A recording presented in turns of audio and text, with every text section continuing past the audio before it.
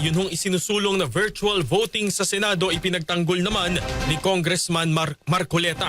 Kasama natin sa balita, Radyoman Grace Mariano.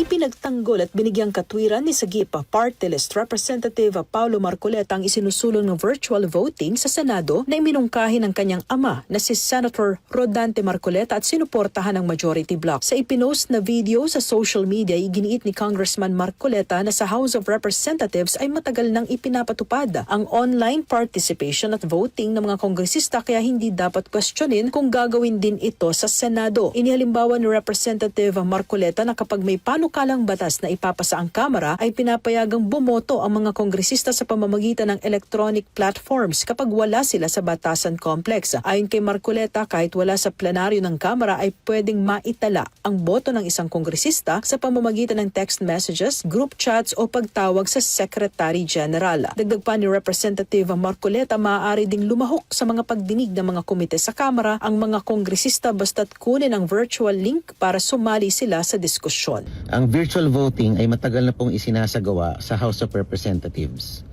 Kapag meron pong mahalagang batas na kailangan maipasa, ang mga kongresista ay maaaring bumoto through electronic platforms kung wala sila sa plenaryo. So ito po ay hindi na bago. Ito po ay nasasad sa aming House rules na upon consultation with the majority and the minority, the House Speaker may allow virtual voting.